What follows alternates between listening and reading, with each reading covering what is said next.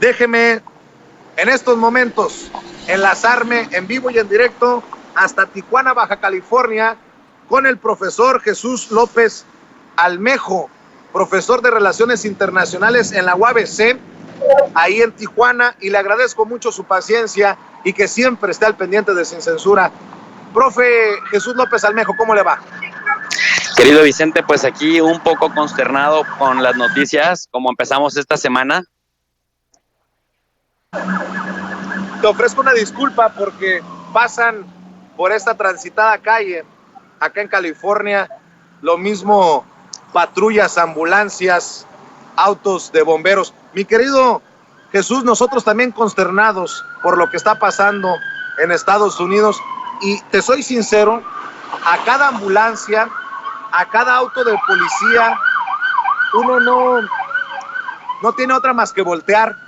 Está, diríamos allá en Sonora, ciscado. Desafortunadamente, los terroristas, eso es lo que buscan, que quede la sociedad cimbrada. Dame tu opinión acerca de este ataque perpetrado contra la comunidad latina, contra los mexicanos, contra los invasores, como nos ven muchos white nationalists o nacionalistas blancos acá en Estados Unidos. Muy bien, querido Vicente. Pues mira, yo tengo un poco ahí de sentimientos encontrados en dos sentidos. Primero, que como decían las abuelas, cuando algo común sucedía, no va a ser la primera ni va a ser la última. Por lo tanto, no es un evento raro que no le sea familiar, tristemente, a la sociedad estadounidense, por una simple y sencilla razón. Porque si nos ponemos a revisar por lo menos de la guerra civil de Estados Unidos a la fecha, tomando en cuenta todas las intervenciones estadounidenses, fíjate que me puse a investigar por qué sucedía y cuál era el impacto en esta sociedad socializada con la violencia. Y me encontré que en los últimos 47 años, o sea, de 1968 para acá, a la fecha, solamente han muerto 1.5 millones de personas en Estados Unidos por arma de fuego, del mismo estilo de El Paso, Texas, o de Orlando, o del tiroteo en Chicago, o del tiroteo en un sinfín de ciudades en donde se han presentado estos eventos. Y esto significa que es más el número de muertos estadounidenses por un loco solitario que se pone a dispararle a la masa, que el número acumulado de muertes estadounidenses en todas las guerras, desde la guerra civil, te estoy hablando de los últimos 170 años, que han muerto aproximadamente 1.396 mil millones de personas, es decir, 1.4 millones de personas. O sea, entonces, de los últimos, si tú quieres, de las últimas 5 décadas, ha muerto más gente que en los últimos 170 años en Estados Unidos, con todo y que Estados Unidos es el país en el que más guerras ha participado. Y cuando yo decía que me daba un poco de tristeza al respecto, es justamente porque no es raro. Estamos tan socializados en la violencia que justamente estos datos que te muestro revelan que parece ser que no se va a terminar pronto, porque si te fijas, la narrativa de Estados Unidos es que definitivamente van a seguir defendiendo la segunda enmienda constitucional, y de eso quería hablar también con tu público. La segunda enmienda constitucional, Vicente, como tú sabrás, la Constitución Política de Estados Unidos pues se compone de enmiendas, y las enmiendas constitucionales, específicamente esta segunda enmienda constitucional, pues es la que comanda las vidas en Estados Unidos, y esta, que fue aprobada en 1791, sostiene o señala que ni el gobierno federal de Estados Unidos ni los gobiernos estatales y locales pueden infringir el derecho de la ciudadanía a portar armas para su libre defensa. Menciono el año, esperando no aburrir a la gente, porque en ese momento la lógica era que Estados Unidos era tan grande, tan enorme, no había los sistemas de transporte y de comunicación que tenemos ahora, que a veces el gobierno desde Washington no alcanzaba a ejercer la verdadera ocupación y por ende la verdadera protección de los ranchos y de las ciudades pequeñas en Estados Unidos, y por lo tanto entonces le decía a la gente, entonces ustedes defiéndanse de los bandoleros. Sin embargo, en ese momento sonaba lógico. Otro asunto es el tema de la caza, que culturalmente en el sur de Estados Unidos el tema de la caza de animales es una práctica cultural, y que entonces la enmienda también protege a estas personas de que guarden su causa. Y aquí es donde entra un tema muy fuerte, Vicente, porque tenemos una asociación la National Rifle Association, que defiende justamente que esta enmienda constitucional no sea modificada. Es la Asociación Nacional del Rifle, para las personas que están al pendiente en México, que es la asociación que cabildea con muchos millones para de alguna manera incidir en las decisiones que toman los congresistas, porque hay que recordar que en el Congreso es donde se mueven estos temas, los congresistas en este tema del control de las armas o no, porque hemos sido infructuosos aquellos que pedimos un control de las armas y ha resultado muchísimo más poderosa esta asociación que cualquier masacre, mi querido Jesús. Mira, Vicente, y para abonar a lo que estás comentando, más o menos para darnos un panorama general, los estadounidenses representan el 4.4% de la población del mundo. Solo el 4.4% de la población del mundo. Sin embargo, poseen el 42% de las armas del mundo, que de acuerdo a reportes de The Washington Post, el diario del centro izquierda en Estados Unidos, y el de New York Times, estriba este número entre 280 millones de armas y 310 millones de armas. No se sabe a ciencia cierta por la producción anual que va cambiando. Y luego esto nos trae como consecuencia, Vicente querido, que de 1966 al 2019, hasta el 35% de las balaceras al estilo la del Paso, de Orlando y de otras en Estados Unidos, se han dado ahí en ese país, pero de las balaceras en todo el mundo, o sea, hasta el 35% solo se han dado en Estados Unidos.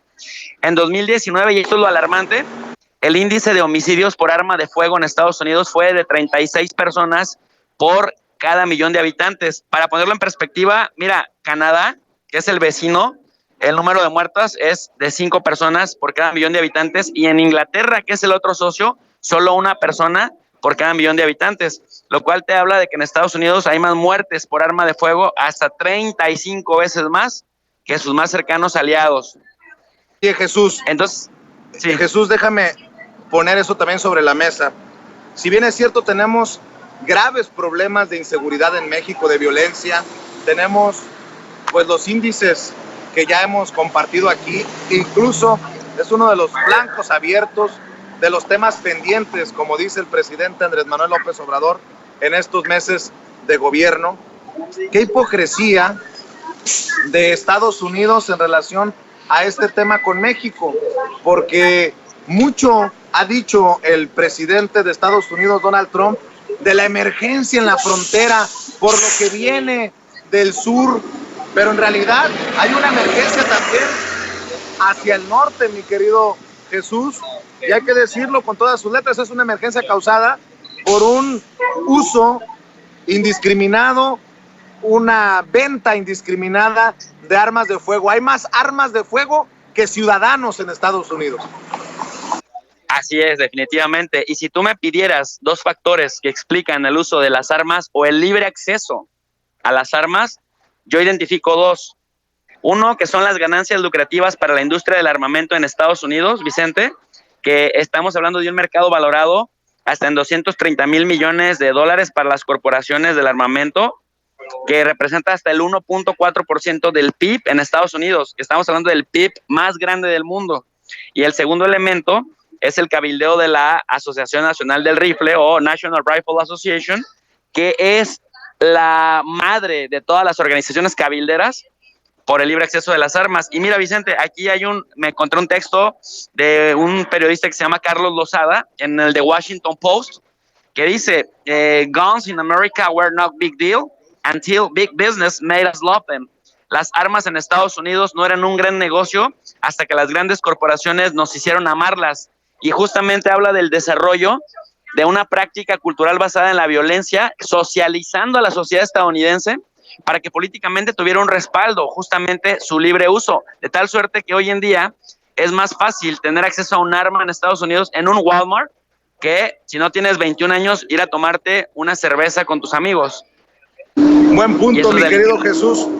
Déjame enfocarme en el caso del Paso, Texas, porque todo parece indicar que fue un plan, un ataque directo a la comunidad latina, a la comunidad mexicana, a los que invadimos, de acuerdo a estos racistas, nacionalistas blancos, su país.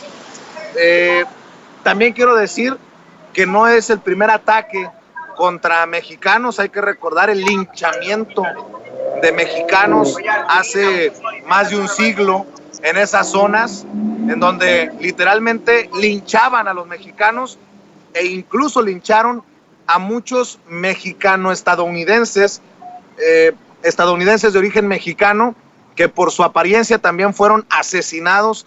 O sea, también quiero que la gente entienda que sí es preocupante, que sí viene a simbrar a una sociedad, pero que no es nada nuevo. Lo mencionabas tú, yo lo enfoco al tema latino-mexicano. Pues mira, eso es lo que quería destacar, nada más que quería dar un panorama general de cuál es el papel de las armas, del libre acceso a las armas y de la violencia cultural y socializada en Estados Unidos. Fíjate que hace poco te acuerdas que la oposición pedorra aquí en México se había burlado de Marcelo Ebrard, porque Marcelo Ebrard había dicho que las narcoseries socializaban y culturizaban a la gente y además daban una muy mala imagen del país en el exterior. Bueno, pues aquí hay datos en este texto que te cité, científicos, o sea, comprobados de que efectivamente la socialización de una práctica cultural, Vicente, implica que se traduzca en mayor número de violencia porque predispone a la gente a más violencia.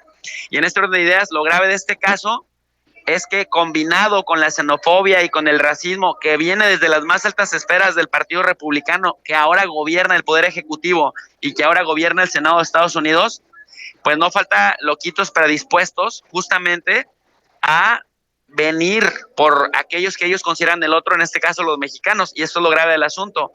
En Orlando, hace 3 años, cuando se dio una balacera, el móvil fue, o el ataque fue, o el target fue la población gay. Ahora fue literalmente población mexicana. Es decir, cuando ya el rasgo es justamente tu raza o tu nacionalidad, estamos hablando de que incluso hay una tendencia genocida, porque eso es lo que decía Rafael Lemkin cuando definía genocidio. Yo no sé, no estoy seguro, creo que políticamente es el paso correcto, acusar de terrorismo esto que sucedió en El Paso. Me parece que no tanto es terrorismo, porque el terrorismo es causar terror en tiempos de paz con fines políticos.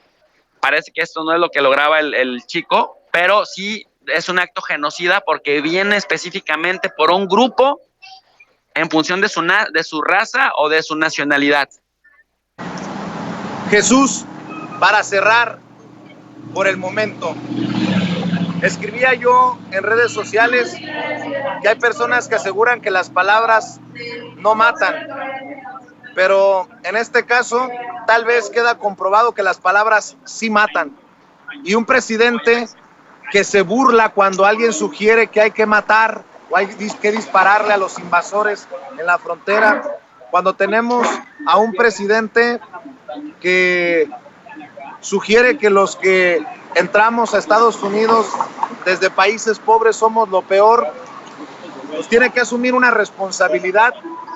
Y dame tu opinión acerca de este discurso de Donald Trump, que pareciera haber incitado, al menos en parte, a este ataque del Walmart en El Paso, Texas. Sí, mira, querido Vicente, yo he venido insistiendo aquí en Sin Censura desde hace un año y también ahora lo empiezo a hacer en mi canal sobre la importancia de la teoría constructivista, que justamente nos habla de la importancia también a su vez de la creación de estructuras normativas a partir de discursos que fortalecen una idea para que esta idea se vuelva dominante. ¿Por qué? Porque las ideas dominantes que generan narrativas justamente determinan el comportamiento de las colectividades, Vicente, sí de los individuos en lo personal, pero también de las colectividades, no importa el tamaño. Entonces, Donald Trump ha estado abonando a una narrativa del America First, que sería la estructura de prácticas que pretende lograr, consolidar, posicionar, y este America First es justamente una estructura de prácticas en donde la xenofobia, el nacionalismo fanático, pero principalmente la violencia culturalizada determina cómo se van a comportar o cómo se han estado comportando esta sociedad estadounidense, por lo menos en las últimas 10 décadas, ¿no? En donde ya entra la Primera Guerra Mundial, la Segunda Guerra Mundial, la Guerra Fría, y luego el contexto del muy fácil acceso a las armas. Entonces, claro que los discursos, claro que las palabras matan, claro que la narrativa mata porque abona una idea dominante, y en este caso el posicionamiento del America First no tiene que ver con el progreso de la sociedad, sino con la exclusión y la discriminación del otro en función de su raza, nacionalidad u origen étnico. Qué buen punto, mi querido Jesús. Y antes de que se me olvide, para esos de la oposición pedorra que ahora buscan empatar, igualar, criticar el discurso de Andrés Manuel López Obrador, poniéndolo al mismo nivel de un Donald Trump, a mí en lo particular me parece una barbaridad que esos que dicen, ya ven, López Obrador lo que está generando no nos sorprenda, desde Gustavo Madero hasta Belauzarán, Lozano, los expresidentes como Felipe Calderón, básicamente dicen que López Obrador tiene que parar antes de que genere algo similar a lo del Paso, Texas. Me parece una locura cuando nada dijeron estos personajes de un Ricardo Alemán que sugería el asesinato de Andrés Manuel López Obrador en su momento. Nada dijeron con las pancartas que aparecían en estas marchas contra López Obrador, conocidas como las marchas fifí. Nada dijeron por el odio que nosotros estuvimos también reportando en redes sociales. Ya para cerrar, ¿no es una locura esto de comparar lo que dice y hace López Obrador con lo que dice y hace Donald Trump? Además de locura, Vicente, es una... mira, no encuentro las palabras, no encuentro el concepto. Es una ridiculez en toda la extensión de la palabra, y ¿sabes qué? Esta gentuza no entendió la lección del 1 de julio del 2018 y se empeñan en seguirse ahogando porque no son una oposición seria, no es una oposición que debate, que retroalimenta, que ayuda al crecimiento nacional. Son unas llenas que están a la espera de que el león grande deje el banquete principal para llegar a comer la carroña. Y entonces, pues la gente está despertando, hay un despertar de la conciencia, y afortunadamente medios como Sin Censura, Vicente, empiezan a crecer y a hacerle la competencia fuerte, real, directa a los medios de comunicación tradicionales, chayoteros con mayúscula, que nos mantenían adormecidos. No es casual este eslogan de TV Azteca, Televisa te idiotiza y TV Azteca te apendeja. Tú ves los programas y la calidad de programas tan basura que tienen y cómo socializan la idiotez y la violencia y el sexo fácil y el acceso a drogas, y entonces eso mantenía a la gente adormecida. Pero afortunadamente este tipo de medios como el tuyo, y te felicito por ello, contribuyen al despertar de la conciencia para que justamente estos carroñeros de la oposición actual no logren posicionar sus ideas y no logren invertir las cosas, porque no es la defensa de López Obrador por López Obrador mismo, es la defensa de la necesidad de un México que progrese, y esto es lo que representa circunstancialmente López Obrador y la izquierda de la Cuarta Transformación. Te mando un abrazo, Jesús. Como siempre es apasionante escuchar tus análisis de lo que ocurre a ambos lados de la frontera, en el mundo, las noticias más importantes. Antes de que te vayas, mi querido Jesús, compártenos tu cuenta en Twitter, tu canal en YouTube, para que la gente siga estas lecciones y estos debates, este análisis que generas en redes sociales. Muchas gracias, querido Vicente. Mira, mi cuenta en Twitter es @JJLópez_Almejo, @JJLópez_Almejo, y mi canal de YouTube es Tu Profe de RI. RI significa Relaciones Internacionales. Y ahí ya estamos por estrenar el curso de Política Exterior de México, Vicente. Decía la semana pasada con una producción un poco más profesional que lo había venido haciendo en videos anteriores. Y entonces espero que la gente aproveche la posibilidad de tomar un curso gratuito como se presenta en el aula. ¿Qué te parece si te invito el próximo miércoles, en un par de días, para que lo lancemos, si es que ya estás preparado, cuando tú estés listo? Me encantaría y te lo agradeceré muchísimo, Vicente, querido. Pues te mando un abrazo, mi querido Jesús, un abrazo sincero, un abrazo de agradecimiento, y estamos al pendiente. Muchas gracias, bonita semana. Gracias.